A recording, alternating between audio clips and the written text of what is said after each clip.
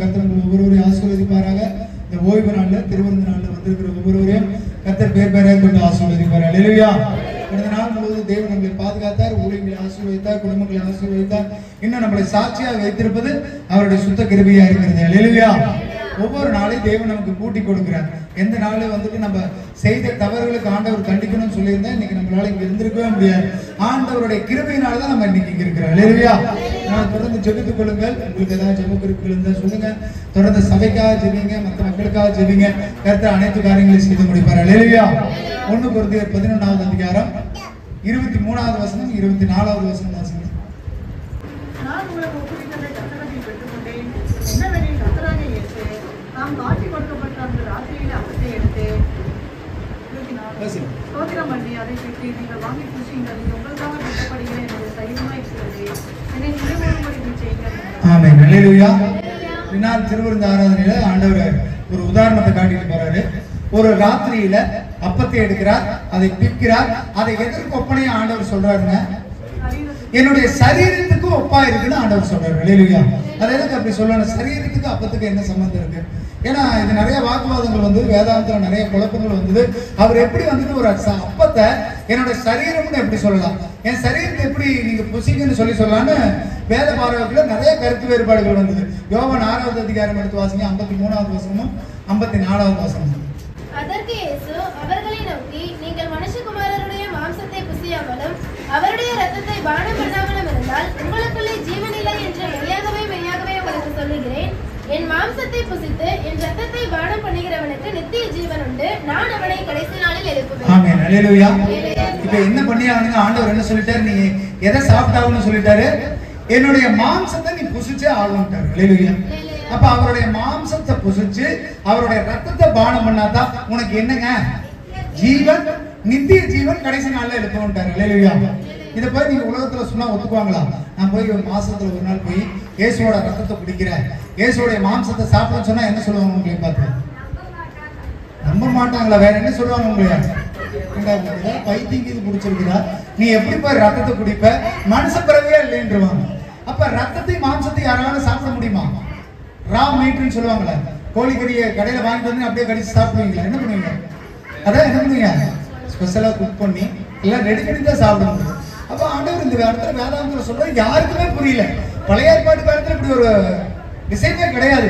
திடீர்னு வந்து புதிய ஏற்பாட்டு காலத்துல இயேசு வர்றாரு, நீ என் மாம்சத்தை சாப்பிடணும், ரத்தத்தை குடிக்கணும்னு எல்லாத்துக்கும் என்ன ஆயிடுச்சு? ஏற்கனவே ஆண்டவர் எல்லாரும் ஒரு மாதிரி பாக்குறாங்க, இயேசு ஒரு மாதிரி பாக்குறாங்க, அவர் விரோதிக்கிறவங்க நிறைய பேர் இருக்கிறாங்க. இப்படி இவர் சொன்ன உடனே எல்லாத்துக்குள்ளேயும் ஒரு பிரிவினை உண்டாயிருச்சு, ஒரு குழப்பம் உண்டாயிருச்சு. எதுக்குமே அவருடைய ரத்தத்தை குடிக்க சொல்றாரு, மாம்சத்தை சாப்பிட சொல்றாங்கன்னு. ஆனா வேதாந்தம் ரொம்ப தெளிவா சொல்லுது, என் மாம்சத்தை சாப்பிட்டு என் ரத்தத்தை பானம் பண்றவனை தான் நான் கடைசி நாள்ல எழுப்புவேன். அவனுக்குள்ளதான் ஜீவன் இருக்குன்ட்டாரு, அவனுக்கு தான் நித்திய ஜீவன் சொல்லிட்டாரு. அல்லேலூயா. அப்ப இதை நம்ம எப்படி புரிஞ்சுக்கிறோம்? உங்களுக்கு இத்தனை வருஷம் நம்ம படிக்கிறோம், இந்த திருவிருந்து எடுக்கும் போதெல்லாம் இந்த 1 கொரிந்தியரை படிக்கிறோம். நீங்க சொல்லுங்க, சரீரத்தை புசிக்கிறதுனா என்ன? எதுக்கு ஆண்டவர் எத்தனையோ உதாரணங்களை கொடுத்துருக்கலாமே ஆண்டவர். ரத்தத்தை குறிக்கும் பொழுது நமக்கு திருவிருந்து தான் ஒரு அடையாளம் இல்லைங்களா? அப்ப இந்த திருவிருந்தை குறித்து ஆண்டவர் சொல்லும் பொழுது இது எனக்கு ஒரு அடையாளமா இருக்கட்டும் சொல்லும் போது அப்பத்தை சரீரத்துக்கு ஒப்பிடுறாரு. எதுக்காக ஒப்பிடணும் சொல்லுங்க? உங்களுக்கு என்ன தெரியுது அது வச்சு? எப்படி சரீரத்தை எதுக்கு மண்ணான்னு சொல்லி இருக்கலாம்? மண்ணான்னு சொன்னாங்க, இது எப்படி ருசி எப்படி இருக்குதாமா? தேனிட்ட பணியாரமா இருக்குது, மதுரமா இருக்குது, வாசனையா இருக்குது. எத்தனையோ ஒவ்வொன்றுக்கும் ஒரு விளக்கங்கள் கொடுத்திருக்கிறாங்க. ஆனா இந்த அப்பத்துக்கும் சரீரத்துக்கும் ஏன் உதாரணம் கொடுக்கணும்? அவருடைய சரீரத்தை முன்மாதிரியா வச்சதுக்கான காரணம் என்ன? ஜீவனை கொடுத்தார் அப்படிங்கறத நினைவு கூறுவதற்காக சரீரம் ஒரு அடையாளமாக வைக்கப்பட்டது. வேறங்க வேற எதற்காக?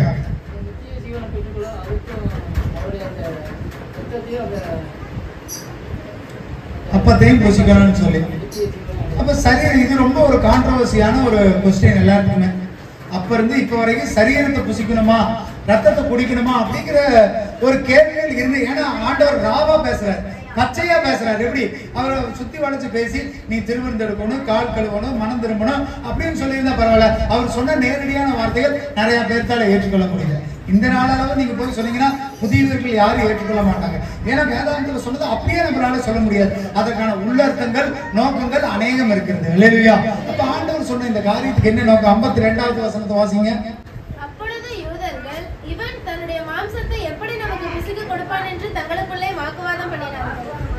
இன்னும் அந்த யோவான் அதிகாரத்துல வாசிங்கன்னா சொல்லியிருப்பாங்க. ஆண்டவர் இதை மேல இருந்து சொல்றாரு, வானத்துல இருந்து இறங்கின ஜீவ அப்பம் நான் தாங்கிறாரு.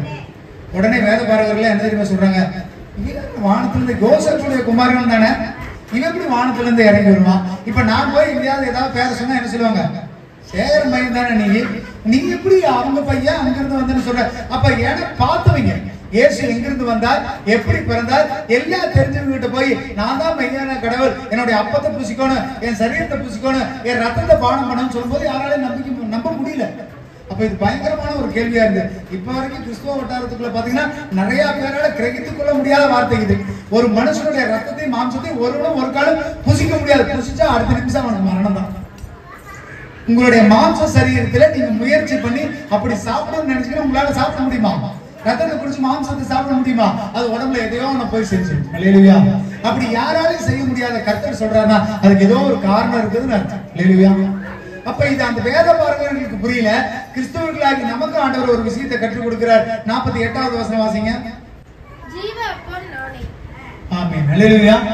அப்ப அப்பம்னு ஆண்டவர் குறிக்கும் பொழுது அவருடைய சரீரத்துக்கு சொன்னாங்க. அந்த சரீரத்தை ஆண்டவர் ஒப்பிடும் பொழுது ஜீவ அப்பம் நானேங்கிறார். 50வது வசனம் 51வது வசனம்.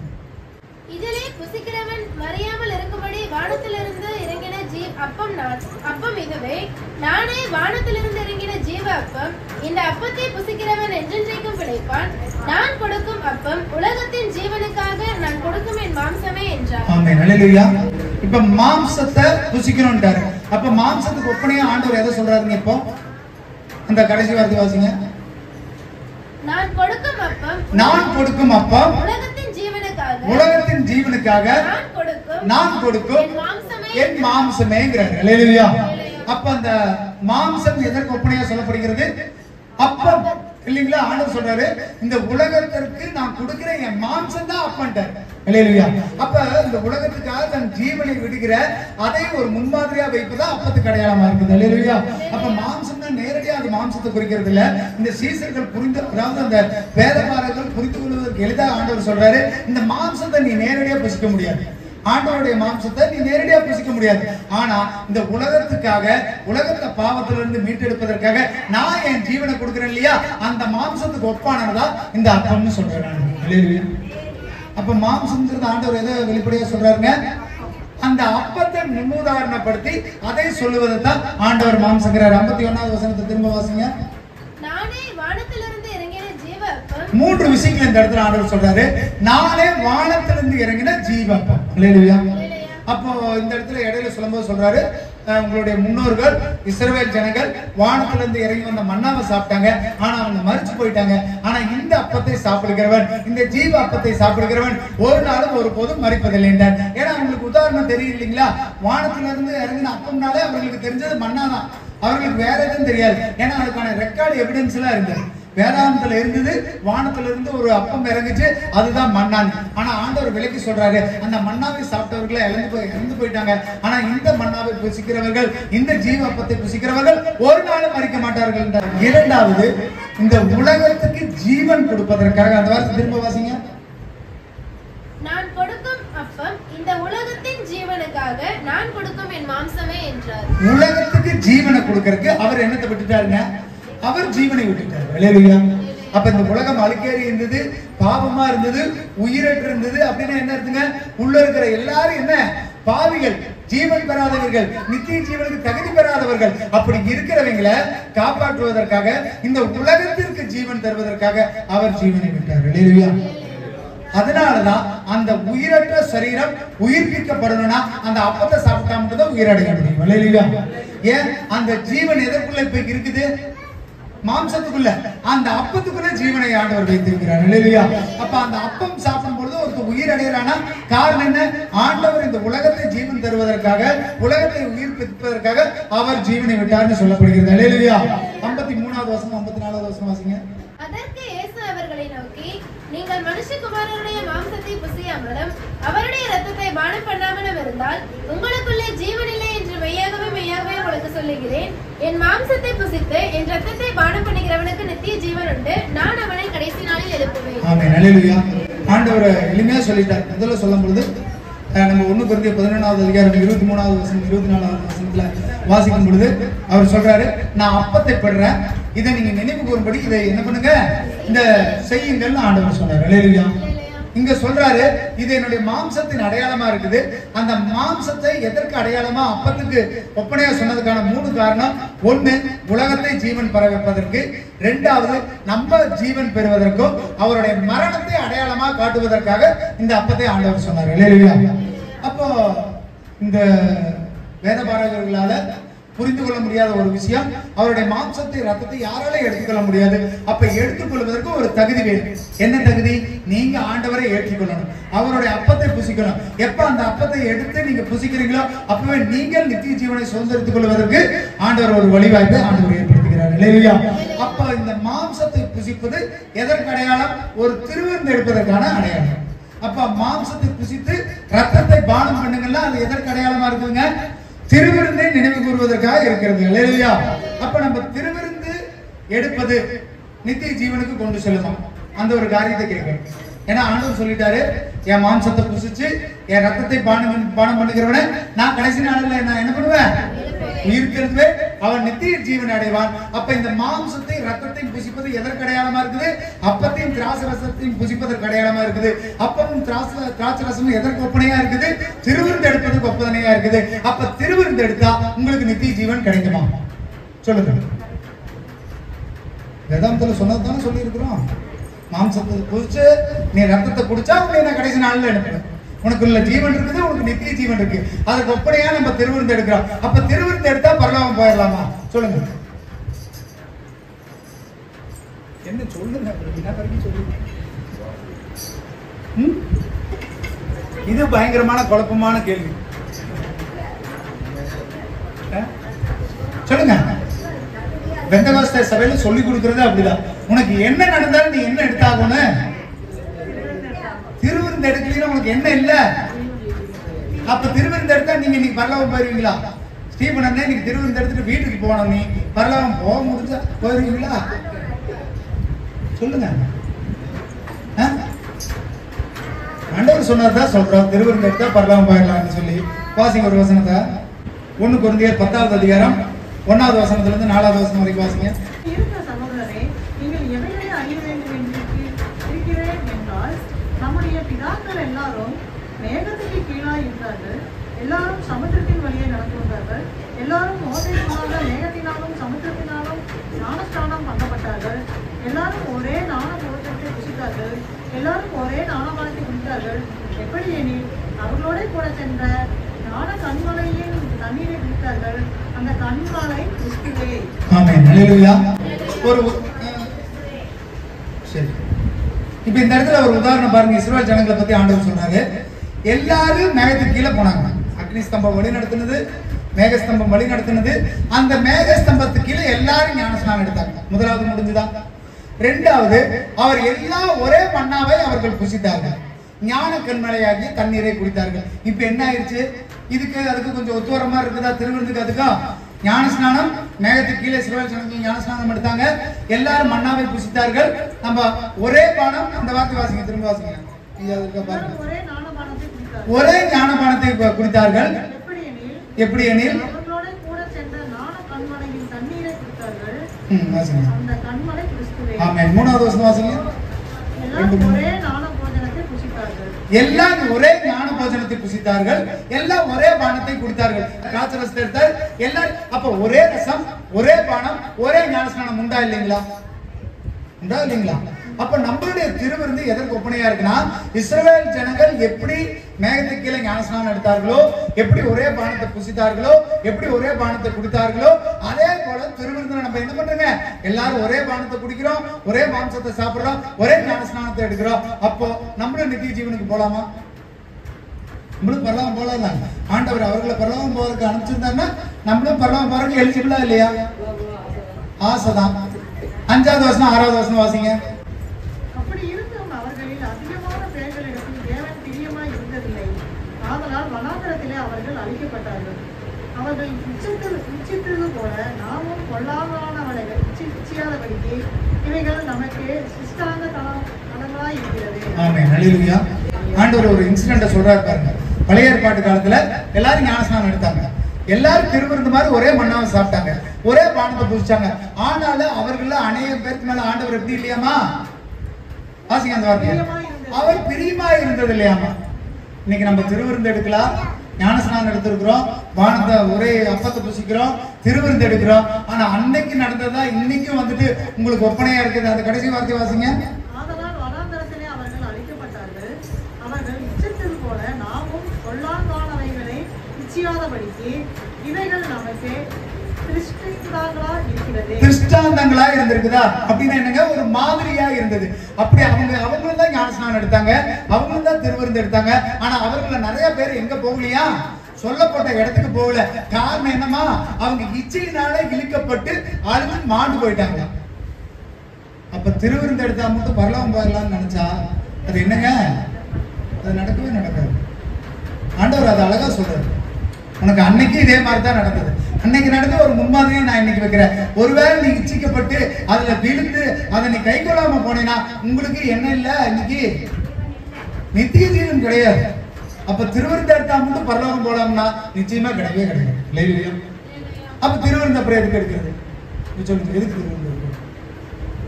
திருவிருந்து இத்தனை நாளா சொல்லி கொடுத்தது என்ன? திருவிருந்து எடுத்தா தான் பரலோகம். இப்ப திருவிருந்து எடுத்தா பரலோகம் இல்லைன்னாச்சு. அப்புறம் எதுக்கு திருவிருந்து எடுக்கிறது? அப்படியே விட்டுறலாமா? சொல்லுங்க, எப்படி எதுக்கு எடுக்கணும்? வாசிக்க திரும்ப 1 Corinthians 11வது அதிகாரம் 23, 24 வாசிச்சு சொல்லுங்க பார்க்கலாம். நான் உங்களுக்கு ஒப்புவித்ததை கர்த்தரிடத்தில் பெற்றுக்கொண்டேன். என்னவெனில் கர்த்தராகிய இயேசு தாம் காட்டிக் கொடுக்கப்பட்ட அந்த ராத்திரியில் அப்பத்தை எடுத்து ஸ்தோத்திரம் பண்ணி அதை விட்டு நீங்கள் வாங்கி புசியுங்கள். இது உங்களுக்காக விற்கப்படுகிற நம்முடைய சரீரமாயிருக்கிறது. என்னை நினைவு கூறும்படிக்கு செய்யுங்கள் என்றார். 25வது வசனம் வாசிங்க. போஜனம் பண்ணின பின்பு அவர் அந்தபடியே பாத்திரத்தையும் எடுத்து, என்ன பாத்திரம் என் ரத்தினாலாகிய புதிய உடன்படிக்கையில் இருக்கிறது. நீங்கள் இதை காண பண்ணும் போதெல்லாம் என்னை நினைவு கூறும்படிக்கு செய்யுங்கள் என்றார். ஆமென். அல்லேலூயா. அந்த திருவிருந்தை நம்ம எடுக்கிறதுக்கு காரணம் என்னங்க? நினைவு கூறுகிறோம்னு சொல்லப்படுகிறது. ஆண்டவர் பூமிக்கு வந்தார், நமக்காக மரித்தார், திரும்பவும் வந்து நம்மளை எடுத்துக்கொள்வாருங்கிற ஒரு நிரந்தரத்தையும் ஒரு நிச்சயத்தையும் பெற்றுக்கொண்டு அவர் வருவாருங்க. வருகிற அளவு நான் பரிசுத்தமா இருக்கணும், பயபக்தியா இருக்கணும், உண்மையா இருக்கணும், நீதியா இருக்கணும். இஸ்ரவேல் ஜனங்கள் 40 வருடம் அவர்களுக்கு தெரியல, காணாம போவோமா போக மாட்டோமான்னு தெரியல. அதனால அவர்களுக்கு மனப்போன போக்குல போனாங்க.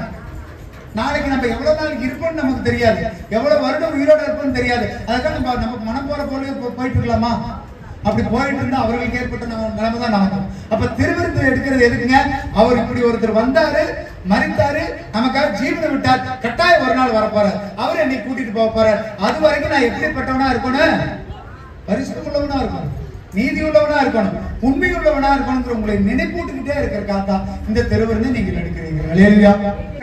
எப்படி மாம்சத்துக்கு ஒரு உள்கருத்தை வச்சு அது அப்பம்னு சொன்னாரோ அதே போல திருவிருந்துக்கும் உள்கருத்து நிறைய இருக்கு. திருவிருந்து எடுக்கிறதுங்கிறது நம்மளை பரிசுத்தப்படுத்துவதற்காக எடுக்கிறது. நீங்க பாவம் பண்ணிட்டு வந்து திருவிருந்துல உட்கார முடியுமா? மனசாட்சி குத்துமா இல்லையா? அப்ப நீங்க என்ன பண்ணுவீங்க? நான் சுத்தப்படுவேன், நான் பரிசுத்தப்படுவேன், நான் எந்த பாவம் செய்யக்கூடாதுங்கிற ஒரு எண்ணம் உங்களுக்குள்ள வரும் தெரியுமா? அதனால நீங்க சுத்தமாக்கப்படுகிறீர்கள், அதனால நீங்க பரிசுத்தமாக்கப்படுகிறீர்கள். அந்த திருவிருந்து நிமித்தம் உங்க பாவங்கள் மன்னிக்கப்படுகிறது. அந்த திருவிருந்தினால நீங்க பாவத்துக்கு உட்பட மாட்டீர்கள். இல்லையா? பாவம் இல்லாத ஆத்மா நிச்சயம் கிடைக்கும். இல்லையா? பாவம் செய்கிற ஆத்மா சாகவே சாகும். அப்ப திருவிருந்துங்கிறது ஒரு வழிகோல், உங்களை பரிசுத்தப்படுத்துவதற்கும் உங்களை நல்வழிப்படுத்துவதற்கும் ஒரு வழிகோல். ஒரு பையனை ஸ்கூலுக்கு தாட்டுறது எதுக்கு தாட்டுறான்? அந்த வழியில போனா ஒழுக்கத்தை கத்துக்குவான், நல்லா படிப்பான், நல்ல உயர் பதவிக்கு போவான்னு ஒரு காரியங்களை செய்யற இல்லையா? அப்ப திருவிருந்துங்கிறது கிறிஸ்துவத்துக்கான ஒரு அடையாளம். நீ வருகிற அளவுக்கு என்னை நினைவு கூறுவது வரைக்கும் என்ன பண்ணு? இந்த திருவிருந்து என்ன பண்ணு? நீ கட்டாயம் செய்யும். இல்லையா? ஏன்னா அவர் யாரோ வந்தாரு, மரிச்சாரு, போயிட்டாருங்க இல்ல. அந்த பாடுகளை, அந்த வழியில அவர் சிந்தின ரத்தத்தையும் அவர் சரீரங்கள் பிற்கப்பட்டது நம்ம நினைவு கூறும் பொழுது நம்ம அந்த பாவத்தை செய்யக்கூடாது. ஆண்டவர் எதற்காக மரிச்சார்? நம்மளுடைய பாவத்துக்காக மரிச்சார். அந்த உணர்வு உங்களுக்குள்ள வரணுங்கிறதுக்காக தான் நீங்க திருவிருந்து எடுக்கிறீங்க. இல்லையா? அந்த திருவிருந்து உங்களை சுத்தப்படுத்தணும், திருவிருந்து உங்களை கழுவி காயத்தை கட்டுவதற்காக தான் திருவிருந்து. இல்லையா? கீழே அந்த 1 Corinthians கீழே வாசிங்க, 27க்கு அப்புறம் கீழே வாசிங்க. இப்படி அநேகர் அந்த திருவிருந்தை வந்துட்டு என்ன பண்ணுவாங்க? அஜாக்கிரதையா எடுக்கிறதுனால அந்த வார்த்தை வாசிக்க சொல்லுங்க. இந்த மனுஷனும் தன்னைத்தானே சோதித்தறிந்து இந்த அப்பத்தில் புசித்து இந்த பாத்திரத்தில் பானம் பண்ண கடவன். என்னத்தினால் எனில் அபாத்திரமாய் போஜனமானம் பண்ணுகிறவன் கர்த்தருடைய சரீரம் என்னதென்று கவனித்து அறியாததினால் தனக்கு ஆக்கினை தீர்ப்பு வரும்படி போஜனமானம் பண்ணுகிறான். இது நிமித்தம் உங்களில் அநேகர் பலவீனரும் வியாதியில் உள்ளவர்களுமாய் இருக்கிறீர்கள். அநேகர் நித்திரையும் அடைந்திருக்கிறார்கள். இந்த திருவிருந்து எடுக்கிறதுக்கு முன்னாடி உன்னை முதல்ல நிதானிச்சுக்கோ. நீ சரியா இருக்கிறியான்னு தெரிஞ்சுக்கோ. நீ அப்படி சரியா இருக்குன்னு தெரிஞ்சா அந்த பாத்திரத்துல கைங்க. தப்பி தவறி அக்கிரமம் பண்ணி பாவங்கள் செஞ்சீங்கன்னா உங்க பாவங்கள் மன்னிக்கப்படாம அந்த திருவிருந்தை நீ தொட்டாத. அப்படி நீங்க தொட்டீங்கன்னா அது நிமித்தமே நிறைய பேர் வியாதியஸ்தரா இருக்கிறாங்க, நிறைய பேர் பலவீனப்பட்டு இருக்கிறார்கள், நிறைய பேர் என்ன பண்ணிட்டாங்களா நித்திரையா இருக்கிறார்கள். அப்படின்னு என்னங்க மறிச்சு போயிட்டாங்க. உங்க ஆத்மா சரீரம் மறிச்சு போயிருக்கு. சில ஜனங்களுக்கு நடந்தது அதான். ஆண்டவர் மண்ணாவை கொடுக்குறாருப்பா, ஆண்டவர் காடை கொடுக்குறாருப்பா, காட்டுக்குள்ள போனாலும் கண்மலை அடிச்சா தண்ணி வருதுப்பா, ஆண்டவர் உங்களுக்கு எல்லாத்தையும் போஸ்ட்டுக்கிட்டு இருக்கிறாரு, ஆண்டவர் உங்களுக்கு கொடுத்துக்கிட்டு தான் இருக்கிறாரு. ஆனா நீங்க அதுக்கு நேர்மையுள்ளவர்களா இருக்கிறீங்களா? ஆண்டவர் செய்ததுக்கு நீங்க சரியுள்ளவர்களா இருக்கிறீங்களா? அப்படி ஒருவேளை அஜாக்கிரதையாய் பாத்திரமாய் நீங்க திருவிருந்தில் கை வச்சீங்கன்னா அது உங்களை நித்திய ஜீவனுக்கு கூட்டு போகாது, மாறாது உங்களை எங்க கூட்டிட்டு போயிடும்? நெச்சரைக்கு கூட்டிட்டு போயிடும், அக்கினிக்கு கூட்டிட்டு போயிடும். அதனால எந்த விஷயத்தை செய்தாலும் ஆண்டவருடைய சமூகத்துல பரிசுத்தத்தோட செய்யுங்க, பயபக்தியோட செய்யுங்க, உண்மை நீதியோட செய்யுங்க. அப்ப இந்த இடத்துல அழகா சொல்றாரு ஆண்டவர் வெளியே சொல்லும் பொழுது, என்னுடைய மாம்சத்தை புசிங்க, என்னுடைய ரத்தத்தை பானம் பண்ணுங்க, அவனை நான் கடைசி நாள்ல எழுப்புவேன், அவன் என் கூட இருப்பான், நித்திய ஜீவன்ல இருப்பான்னு ஆண்டவர் சொன்னார். அல்லேலூயா.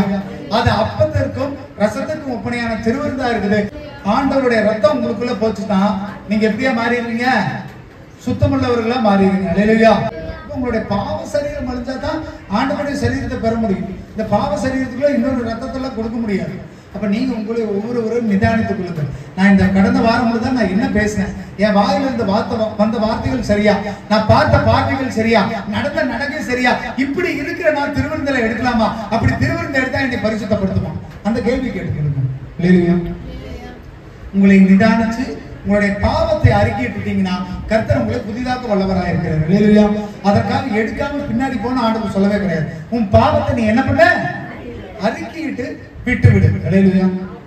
பாவத்தை மறைக்கிறவன் வாழ்வடைய மாட்டான், அதை அறிக்கை செய்து விட்டு விடுகிறவனோ ஆண்டவர் இரக்கம் உள்ளவருங்க. அவர் மறிச்சு ஜீவனை கொடுத்தது எதுக்கு தெரியுங்களா? உங்களுக்கு ஜீவனை கொடுப்பது. அல்லேலூயா. உலகத்தை ஜீவனை கொடுப்பதற்காக தான் அவர் ஜீவனை கொடுத்தார். அதனால நீங்க செஞ்ச தவறுகளை மறைக்க தாராளமே முடியாது. கர்த்தருக்கு மறைவா எதையாவது செய்ய முடியுமா? எதையுமே செய்ய முடியாது. இப்ப ஆண்டவர் பரத்துல இருந்து பார்த்துட்டு இருக்கிறார். நீங்க முதலாவது திருவிருந்து எடுக்கிறதுக்கு முன்னாடி உங்களை தகுதிப்படுத்துங்க, அறிக்கையிடுங்க. அதை கர்த்தர் எதிர்பார்க்கிறார். அல்லேலூயா. யோவான் 1வது அதிகாரம் 14வது வசனம் வாசிங்க. அந்த வார்த்தை மாம்சமாகி கிருபையினாலும் சத்தியத்தினாலும் நிறைந்தவராய் நமக்குள்ளே வாசம் பண்ணினார். அவருடைய மகிமையை கண்டோம். அது பிதாவுக்கு ஒரே பேரானவருடைய மகிமைக்கு ஏற்ற மகிமையாகவே இருந்தது. ஆமென். அல்லேலூயா. அல்லேலூயா. வேதாந்தத்துல நம்ம ஆரம்பிக்கும் பொழுது வாசிச்சது என்ன வாசிங்க? என்னோட மாம்சத்தை புசிக்கணும், என் ரத்தத்தை பானம் பண்ணணும்னு சொல்லியிருக்கு. அப்ப மாம்சம் திருவிருந்து அடையாளமா இருந்தது. அப்ப இந்த மாம்சம் தான் என்ன? மாம்சத்துக்கு என்னதான் உதாரணம்? அப்பத்த ஆண்டவர் ஒரு உதாரணமா வச்சாரு, திருவிருந்து உதாரணமா வச்சாரு. அந்த வார்த்தை மாம்சமாகி. அல்லேலூயா. இப்ப மாம்சங்கிறதையும் மறந்துருங்க, அப்பம்ங்கிறதையும் மறந்துருங்க, திருவிருந்துங்கிறதையும் விட்டுருங்க. இப்ப இது அத்தனையும் உள்ளடக்கினது ஒரு வார்த்தை. அது என்னங்க? அந்த வார்த்தை என்னவா மாறி இருக்குது? மாம்சமாகி. அப்ப இந்த மாம்சம்ங்கிறது எது சொன்னாரு? அப்பத்தை சொன்னாரு, திருவிருந்த சொன்னாரு. இது எல்லாம் உள்ளடக்கினது இந்த மாம்சம்ங்கிறது ஒரு வார்த்தை. அல்லேலூயா. சொல்லுங்க, வார்த்தையே மாம்சம், வார்த்தையே மாம்சம். அப்ப நீங்க மாம்சம்னு சொல்லும் பொழுது, சரீரம்னு சொல்லும் போது, இயேசுவின் ரத்தம் சொல்லும் போது நீங்க நேரடியா சொல்ல வேண்டாம். இது அத்தனையும் உள்ளடக்கிறது ஒரே ஒரு காரியம், அதுதான் வார்த்தை. அல்லேலூயா. 13வது வசனம் வாசிங்க. அவர்கள் இரத்தத்தினாலாவது மாம்சத்தினாலாவது புருஷனுடைய சித்தத்தினாலாவது பிறவாமல் தேவனாலே பிறந்தவர்கள். ஆமென். அல்லேலூயா. அப்ப இந்த அப்பத்தை புசிப்பதும் திருவிருந்தை எடுப்பதும் முதலாவது நீங்க கிரகித்துக் கொள்வது அந்த வார்த்தை உங்களுக்குள்ள வரணும். அல்லேலூயா. வார்த்தையே ஆவியானவர். அல்லேலூயா. வார்த்தை தான் யாருங்க? அவர் வார்த்தையினால பிறந்தவர். அல்லேலூயா. அப்ப அவர் சுய மாம்சத்துல பிறக்கல, சுய ரத்தத்துல பிறக்கல. இந்த வார்த்தையை ஒருவேளை வேதபாரகர் கேட்டுனாங்கன்னா உங்களுக்கு புரிஞ்சிருக்கு. என்ன? அந்த வார்த்தை தான் மாம்சமாகி. இந்த யோவான்ல பழைய அதிகாரத்துல படிக்கும் பொழுது ஜீவ அப்பம் நானே, வானத்திலிருந்து இறங்கின அப்பம் நானேங்கும் போது இப்ப புரிஞ்சுதுங்களா? அது அப்பம் கிடையாது, அது சரீரம் கிடையாது. வார்த்தையினால உருவாக்கப்பட்டவர் மாம்சமாய் பூமிக்கு வந்தார். 1வது வசனத்தை வாசிங்க. ஆதியிலே வார்த்தை இருந்தது, அந்த வார்த்தை தேவனிடத்தில் இருந்தது, அந்த வார்த்தை தேவனாய் இருந்தது. ஆமென். அல்லேலூயா. அப்ப வார்த்தை தான் முதலாவது. அந்த வார்த்தை மாம்சமாச்சு, அந்த மாம்சம் இயேசுவாய் வந்தது. அந்த இயேசு நமக்காக பிற்கப்பட்டார், நமக்காக நமக்காக அடிக்கப்பட்டார், ரத்தம் சிந்தினார். அவரை நினைவு கூறும்படி அந்த திருவிருந்து எடுக்கிறோம். அந்த திருவிருந்து எடுக்கிற அப்பத்துக்கு ரசத்துக்கும் நீங்க முதலாவது நீங்க எதை கடைபிடிக்கிறவர்களா இருக்கணும்? தேவனுடைய வார்த்தையை கடைபிடிக்கிறவர்களா இருக்கணும். தேவ வார்த்தையை கடைபிடிக்கிறவர்களா இருக்கணும். கர்த்தர் என்ன காரியங்களை சொல்லிட்டு போனாரோ, என்ன வசனத்துக்கு கீழ்ப்படியுமோ அதைத்தான் கீழ்ப்படியணும். அல்லேலூயா. அப்ப திருவிருந்து எடுக்கிறதுக்கு முன்னாடி நீங்க எதை கை கொள்கிறவர்களா இருக்கணும்? வார்த்தை, தேவனுடைய வார்த்தை, தேவனுடைய வசனம். அது உங்களை போய் புடமிடணும். இப்ப தப்பு செய்யாதனா அதை செஞ்சுட்டு வரும்போது அது நம்ம உள்ளுணர்வு நம்மளை குத்தணும். அப்ப தேவனுடைய வார்த்தை தான் இருபுறமும் கருக்குள்ள பட்டயம். அல்லேலூயா. அது உள்ள போய் உங்களோட ஊனை பிரிச்சு ரத்தத்தை பிரிச்சு எது சரி எது தப்புன்னு சொல்லி கொடுக்கிறது ஒண்ணுக்கு தான் முடியும். அதுக்கு நாங்க கொடுக்கிற திருவிருந்து கிடையாது, அது கொடுக்கிற ரசமும் அப்பமும் கிடையாது, தேவனுடைய வார்த்தை. அல்லேலூயா. அந்த வார்த்தை தான் உங்களை சுத்தப்படுத்தணும். முதலாவது வார்த்தை சுத்தப்படுத்தணும். அந்த வார்த்தை சுத்தத்தின் நிமித்தம் ஒரு அடையாளமா ஒரு நினைவு கூறுதலா நீங்க அந்த திருவிருந்து எடுக்கிறீர்கள். அல்லேலூயா. அப்ப இந்த காரியங்கள் மாம்சம் எப்படி உருவானதுங்க? இயேசு எப்படி உருவானாருங்க? இந்த வார்த்தை முன்னாடி படிக்கும்போது மாம்ச சித்தத்தினால அல்ல, புருஷ சித்தத்தினால அல்ல, அவர் வார்த்தையினால உருவாக்கப்பட்டார். அந்த வார்த்தை யாருன்னு தெரிஞ்சுக்கிட்டீங்கன்னா, வார்த்தை எதுன்னு தெரிஞ்சுக்கிட்டீங்கன்னா, இயேசு யாருன்னு உங்களுக்கு இன்னைக்கு புரிஞ்சிடும். அல்லேலூயா. இயேசு எல்லாரும் கேட்கிற மாதிரி உலகத்துல வந்தாருங்க. அது யூதனா வந்தாருங்க, தச்சனுடைய குமாரனா வந்தாருங்க, பூமிக்கு வந்தார், ரத்தம் சிந்தினார், மரிச்சார். அது கிடையாது இயேசு. இயேசுங்கிறவர் யாருங்க? சொல்லுங்க. இயேசுங்கிறவர் யாரு? வார்த்தை. சொல்லுங்க. இயேசு வார்த்தையானவர். அப்ப அவருக்கு சரீரம் கிடையாது, அவருக்கு மாம்சம் கிடையாது. ஒருவேளை அவர் உலக சித்தத்தின் பிரகாரம் உலக மாம்சத்தின் பிரகாரம் வாழ்ந்தா இன்னும் அவர் 100-200 வருஷம் இல்ல 1000 வருஷம் வாழ்ந்திருப்பார். மெத்துசலாம் எத்தனை வருஷம் வாழ்ந்தாருங்க? 969 வருஷம் வாழ்ந்தார். இயேசுவால வாழ்ந்திருக்க முடியாதா?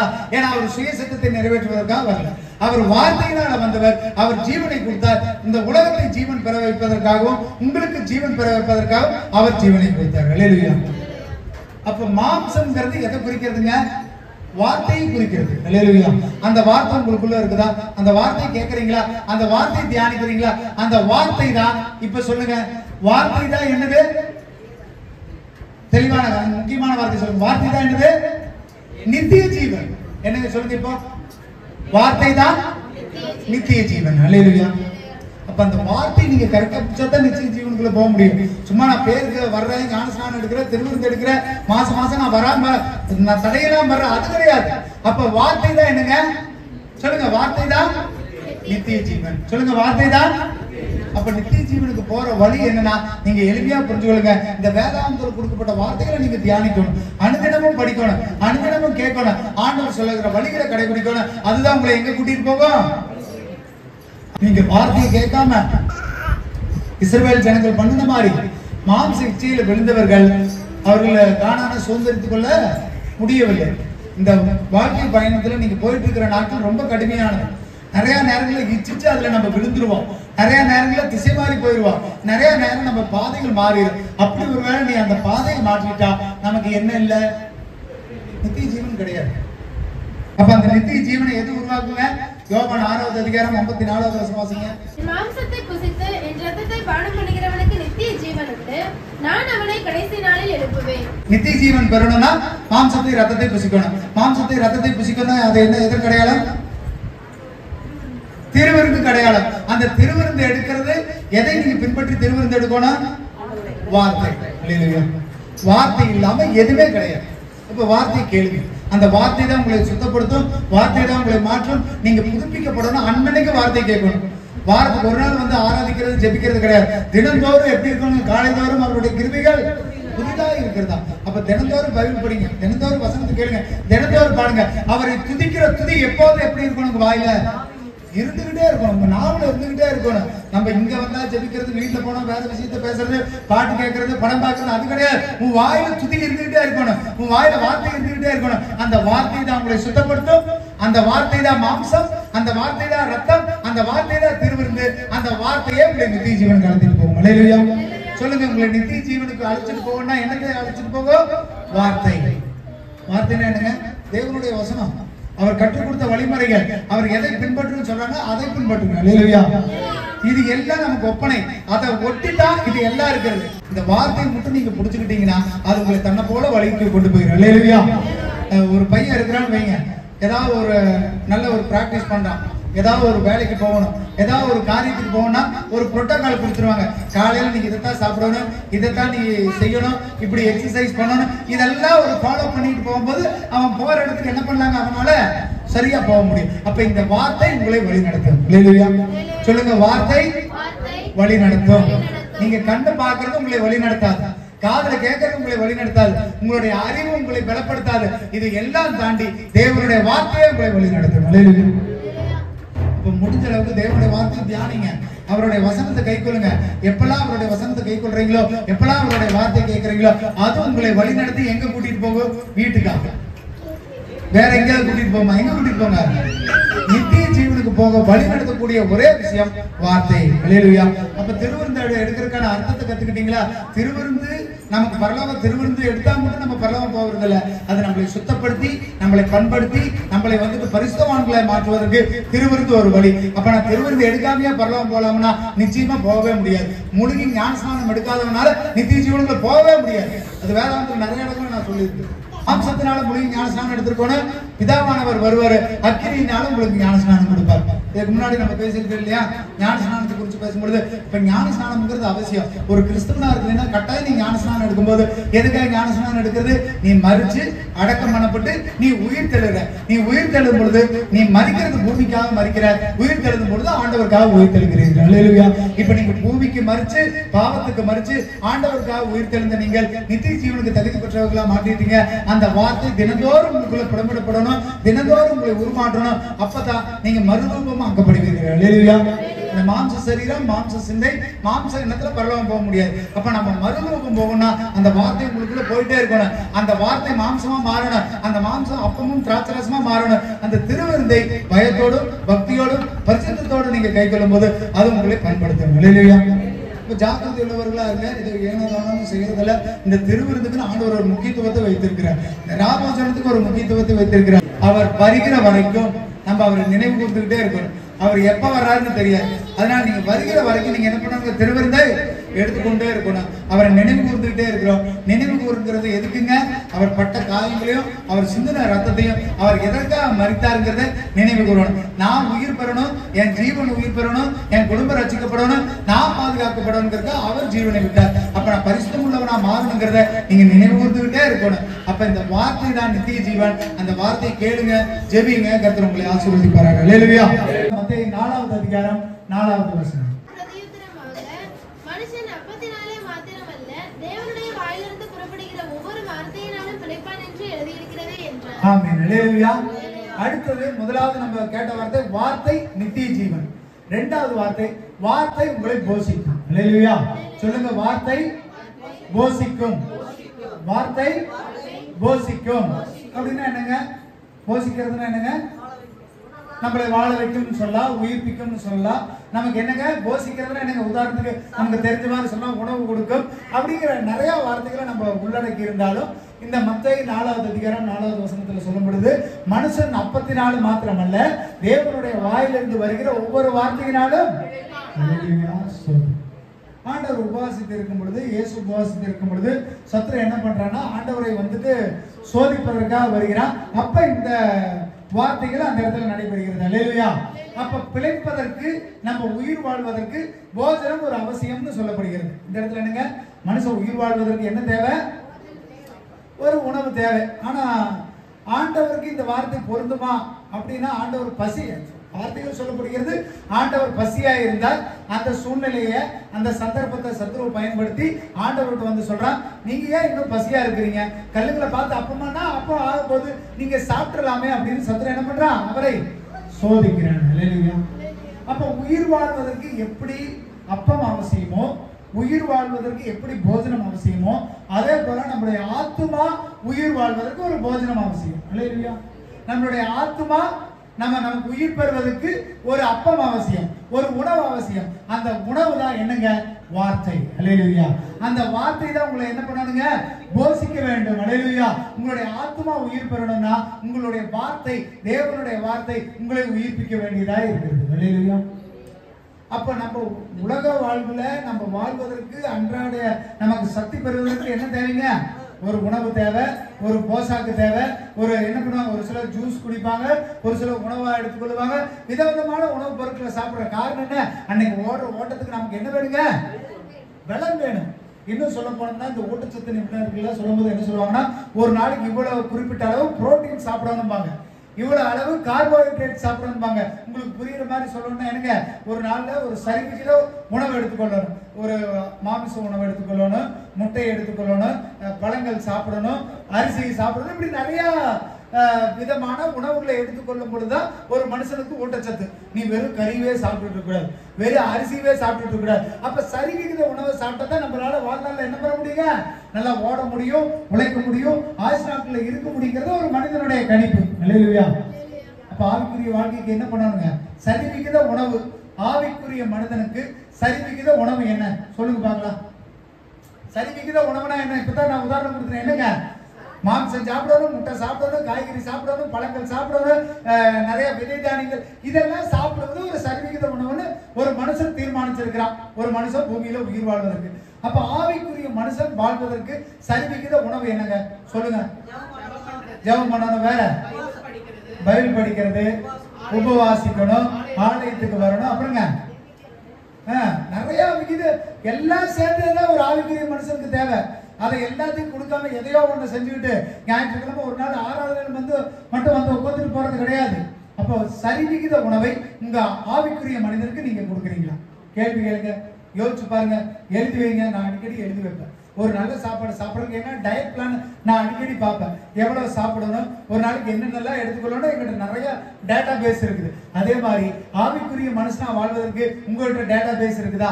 ஆவிக்குரிய மனுஷன் உயிர் வாழ்வதற்கு 100 வருஷம் ஆவிக்குரிய மனுஷன் வாழணும்னா அதுக்கு என்னென்ன செய்யணும்னு எழுதி வச்சிருக்கிறீங்களா? அதை கேட்டு வச்சிருக்கிறீங்களா? அதை தியானிக்கிறீங்களா? அதை புரிந்து கொள்ளுங்கள், அதுதான் முக்கியம். அல்லேலூயா. அப்போ ஒரு ஆவிக்குரிய மனுஷன் வாழ்வதற்கு ஒரு போஜனம் தேவை. அந்த போஜனம் தான் வார்த்தை. அல்லேலூயா. அப்ப பிழைப்பதற்காக ஒருத்தர் சாப்பிடணும், உழைக்கிறது போல ஆவிக்குரிய மனுஷன் பிழைப்பதற்காக உணவு எடுத்துக் கொள்வது அவசியம். அந்த உணவு தான் வார்த்தை. அல்லேலூயா. வார்த்தையாகிய உணவை நீங்க என்ன பண்ணுங்க? உட்கொள்ளும் பொழுதுதான் நீங்கள் ஆவிக்குரிய மனுஷன் பலப்படுகிறான். ஆவிக்குரிய மனுஷன் பலப்பட்டாதான் மாம்ச மனுஷனே பலப்படுவான். நம்ம நிறைய நேரங்கள் நினைச்சிருக்கோம், மாம்ச சத்தோட இருந்தா தானே நான் ஜெபிக்க முடியும், ஆராதிக்க முடியும் நினைக்கிறீங்க. அது கிடையாது, அது தப்பு. ஆவிக்குரிய மனுஷன் பலப்பட்டானா மாம்ச சொர்வம் உங்களை ஒண்ணும் பண்ணாது. அல்லேலூயா. இந்த வார்த்தை வாசிங்க, லேவியராகமம் 18வது அதிகாரம் 5வது வசனம் வாசிங்க. ஆகையால் என் கட்டளைகளையும் என் நியாயங்களையும் கைக்கொள்ள கடவீர்கள், அவைகளின்படி செய்கிறவன் எவனோ அவைகளால் பிழைப்பான். அல்லேலூயா. நான் கர்த்தர்னு ஆண்டவர் சொல்றாரு. இப்ப நம்ம முதல் அதிகாரத்துல வாசிக்கும் பொழுது தேவனுடைய வார்த்தையினால மனுஷன் பிழைப்பான்னு பார்த்தோம். அப்ப எப்படி பிழைக்கிறது எப்படி, அந்த வார்த்தை எப்படி கை கொள்வது அப்படின்னு பார்த்தா அந்த வார்த்தை உள்ளடக்கியது என்னங்க? இப்ப வாசிங்களே, கட்டளைகளையும் நியாயங்களையும் கற்பனைகளையும் கை கொள்வதுதான் அந்த வார்த்தை. அல்லேலூயா. ஆண்டவர் சொல்லிட்டாரு வார்த்தையினால் பிழைப்பான். அப்ப அந்த வார்த்தைக்குள்ள என்னென்ன இருக்குது? கற்பனை இருக்குது, கட்டளை இருக்குது, நியாயப்பிரமாணங்கள் இருக்குது. இது எல்லாம் கை கொள்ளும் பொழுது ஒரு மனிதன் பிழைக்கிறான். அல்லேலூயா. எப்படி பிழைக்கிறான்? ஆவிக்குரிய வாழ்க்கையிலும் பிழைக்கிறான், மாம்ச வாழ்க்கையிலே அவனால் பிழைக்க முடியும், அவனுடைய ஆத்மாவை பாதுகாத்துக் கொள்ள முடியும். அல்லேலூயா. உபாகமம் 8வது அதிகாரம் 3வது வசனம் 4வது வசனம் வாசிங்க. அவர் உன்னை சிறுமைப்படுத்தி உன்னை பசியினால் வருத்தி மனுஷன் அப்பத்தினால் மாத்திரமல்ல கர்த்தருடைய வாயிலிருந்து புறப்படுகிற ஒவ்வொரு வார்த்தையினாலும் பிழைப்பான் என்பதை உனக்கு உணர்த்தும்படிக்கு நீயும் உன் பிதாக்களும் அறியாத இந்த மன்னாவினால் உன்னை போஷித்தார். இந்த 40 வருஷமும் உன் மேலிருந்த வஸ்திரம் பழையதாய் போகவும் இல்லை, உன் கால் வீங்கவும் இல்லை. ஆமென். அல்லேலூயா. ஆண்டவர் சொல்றாரு பாருங்க, நான் உன்னை வருத்தி உன்னை கஷ்டப்படுத்தி ஆனாலும் நான் உன்னை போஷித்தேன். எப்படி போஷிச்சனாமா? மன்னாவால போஷிச்ச. நீ சாப்பிட்டு கொண்டிருந்த அத்தனை நாளளவும், நீ பிரயாணம் பண்ண அந்த 40 வருடம் அளவும் உன் காலம் வீங்கல, உன் வஸ்திரமும் பழசாய் போகலினாரு. அல்லேலூயா. அப்ப தேவன் வழி நடத்துகிறார் அப்படின்னு சொன்னா, தேவன் பாதுகாக்கிறார்னு சொன்னா, தேவன் போஷிக்கிறார்னு சொன்னா நமக்கு எந்த குறையுமே என்ன பண்ணாதுங்க வராது. 2வது வசனத்து வாசகம் மேல, தேவனாகிய கர்த்தர் உன்னை சிறுமைப்படுத்தும்படிக்கும் நம்முடைய கட்டளைகளை நீ கைக்கொள்வாயோ கைக்கொள்ள மாட்டாயோ என்று அவர் உன்னை சோதித்து உன் இதயத்தில் உள்ளதை நீ அறிவுபடிக்கும் உன்னை இந்த 40 வருஷம் அளவும் மனாந்தரத்திலே நடத்தி வந்த எல்லா வழியையும் நினைப்பாயாக. ஆமென். அல்லேலூயா. இப்ப சொல்லுங்க, வார்த்தை சோதிக்கும். வார்த்தை சோதிக்கும். எப்படி சோதிக்குதாமா? நீ என் கற்பனையும் என் கட்டளையும் நீ கைக்கொள்ளுவியா மாட்டையான்னு அவங்க சோதிச்சு பாக்குறாங்கிறாரு. அல்லேலூயா. மத்தேயு 4வது அதிகாரம் 3வது வசனத்தை வாசிங்க. அப்பொழுது இயேசு பிசாசினால் சோதிக்கப்படுவதற்கு ஆவியானவராலே வனாந்தரத்துக்கு கொண்டு போகப்பட்டான். அல்லேலூயா. அப்ப வந்துட்டு என்னன்னா, வார்த்தை எல்லாத்தையுமே சோதிக்குங்க. இயேசுவையே சோதிச்சது. என்ன பண்ணாருங்க? வார்த்தையாகிய ஆண்டவரை சோதிப்பதற்காக, இயேசுவை சோதிப்பதற்காக வனாந்தரத்துக்கு எடுத்துக்கொண்டு போனார். சத்துருவால சோதிக்கப்பட்டார். அல்லேலூயா. அதே போல இஸ்ரவேல் ஜனங்களையும் ஆண்டவர் சோதிக்கிறார். இந்த ரெண்டு பேருக்குள்ள ஒரு ஒற்றுமை என்ன? அந்த வார்த்தையை வச்சு சொல்லுங்க. அந்த 1வது அதிகாரத்து 3வது வசனத்தை வாசிங்கன்னா தெரியும். உபாகமம் 8வது அதிகாரம் 3வது வசனம் வாசிங்க. அவர் உன்னை சிறுமைப்படுத்தி உன்னை பசியினால் வருத்தி. அவர் உன்னை பசியினால் வருத்தி. அல்லேலூயா. மனுஷன் வந்துட்டு உயிர் வாழ்வதற்கு உணவு அவசியம் தான். அவனுக்கு பசி ஏற்படும் பொழுது என்ன பண்ணுவானா? ஆண்டவரை மறந்து இஸ்ரவேல் ஜனங்கள் என்ன பண்ணாங்க? நான் என்னத்தை நினைச்சாங்களா? அவங்க முறுமுறுத்துட்டு வெங்காயத்தையும் வெள்ளை பூண்டையும் நினைச்சாங்களா? அப்போ ஒரு பசி மனுஷனுடைய சிந்தையை மாற்றி எண்ணத்தை மாற்றும் பொழுது ஆண்டவரே சொல்றாரு, நான் உன்னை பசி உண்டாக்கி நீ என்னுடைய கற்பனைகளையும் என் கட்டளைகளையும் கைகொள்ளுவியா மாட்டையான்னு நான் உன்னை சோதிச்சு பார்க்கிறேன்னு சொன்னார். அல்லேலூயா. இயேசுவுக்கு சோதனை எப்போ வந்ததுங்க? அவர் 40 நாள் உபவாசம் இருந்து அவர் மாறும் பொழுது அவருக்கு பசி உண்டாயிற்று. அப்பொழுது ஒரு சோதனை உண்டாயிற்று. அல்லேலூயா. அப்ப வார்த்தை உங்களை என்ன பண்ணுங்க? சோதிக்கும். தப்பான விஷயத்துக்கு இல்ல. நீ என்னை பின்பற்றுவியா, என்னை நீ ஏற்றுக்கொள்வியா, என்னை விட்டு விடாம இருப்பியா அப்படிங்கறத ஆண்டவர் சோதித்து ஆண்டவர் உங்களை கண்டுகொள்வார். அல்லேலூயா. இயேசு ஜெயிச்சாருங்களா இல்லையாங்க? இயேசு ஜெயிச்சிட்டார். எப்படி ஜெயிச்சாரு? நீ ஆண்டவர் என்ன பண்ண? மனுஷன் 54 மாத்திரம் இல்ல, தேவனுடைய வாயிலிருந்து வார்த்தை வருகிற வார்த்தையினால பிழைப்பான ஆண்டவர் அந்த சத்துருவை ஜெயித்தார். அல்லேலூயா. ஏன்னா ஆண்டவருக்கு வார்த்தை தான் வல்லமைன்னு தெரிஞ்சது. ஆண்டவருக்கு வார்த்தை தான் பசிய போக்குன்னு தெரிஞ்சது. ஆண்டவருக்கு வார்த்தை தான் போஷிக்கும்னு தெரிஞ்சது. அல்லேலூயா. அந்த வார்த்தை தான் ஆவிக்குரிய மனுஷனை உயிர்ப்பிக்கும்னு தெரிஞ்சது. உங்களுக்கு அந்த வார்த்தையில நீங்க ஜெயம் கொள்ள முடியும்னு சொன்னா உங்களாலே சத்துருவை மேற்கொள்ள முடியும். அல்லேலூயா. அப்ப சத்துரு நீங்க எப்ப வந்துட்டு உங்களை மேற்கொள்வான்? எப்ப உங்களை சோதிப்பான்? நீங்க பசியா இருக்கும்போது, நீங்க கவலையா இருக்கும்போது, நீங்க துக்கத்துல இருக்கும் பொழுது, வாடி இருக்கும் பொழுது சத்துரு ஈஸியா உங்களை மேற்கொள்ள பார்ப்பான். அல்லேலூயா. அப்ப அந்த சோதனை நேரத்துல நீங்க ஜெயிக்கணும்னா உங்ககிட்ட என்ன இருக்கணும்? வார்த்தை இருக்கணும். தேவனுடைய வார்த்தை எப்ப உங்க இருதயத்துக்குள்ள இருக்குதோ, தேவனுடைய வார்த்தை எப்ப உங்க சிந்தனைக்குள்ள இருந்தோ அப்பவே சத்துரு உங்களை மேற்கொள்ள முடியாது. அல்லேலூயா. அப்ப இந்த இடத்துல சொல்லப்படுகிற மத்தேயு 4வது அதிகாரத்துல 3வது வசனத்தை வாசிங்க. அப்பொழுது சோதனைக்காரன் அவனுக்கு வந்து, நீ தேவனுடைய குமாரனே ஆனால் இந்த கல்லுகள் அப்பங்களாகும்படி சொல்லும் என்றார். ஆமென். அல்லேலூயா. இப்ப இந்த இடத்துல ஒரு வார்த்தை நீங்க புரிஞ்சுக்கொள்ளணும். ஆண்டவருக்கு பசி உண்டாயிற்று. ஆண்டவர் பசியா இருக்கிறார். சத்துரு அதை பயன்படுத்தி அவருடைய மாம்ச இச்சையை தூண்டுகிறார். அல்லேலூயா. அப்படின்னா என்னங்க? நமக்கு நினைவுல ரொம்ப பசியா இருக்கும்போது எப்படி இருக்குங்க? எதையாவது போய் சாப்பிடணும், எதையாவது செய்து சாப்பிடணும்னு சொல்லி தன்னுடைய கட்டுப்பாட்டை இழக்க செய்வது சத்துருவின் வேலை. இது உணவுக்காக மட்டும் இல்ல, நம்ம எந்தெந்த இடத்துல வீக்கா இருக்கிறோமோ, எந்தெந்த இடத்துல விழுந்து போகிறோமோ, எப்பெல்லாம் சூழ்நிலை சத்துருவுக்கு சாதகமா வருதோ அதை அவன் பயன்படுத்திக் கொள்வான். அல்லேலூயா. அப்ப அந்த வார்த்தை இருந்தா தான் அதுல இருந்து உங்களால தப்பிக்க முடியும். தேவன் இயேசு மாம்ச இச்சையை தாண்டி வருவதற்கு காரணம் அவர்கிட்ட வார்த்தை இருந்தது.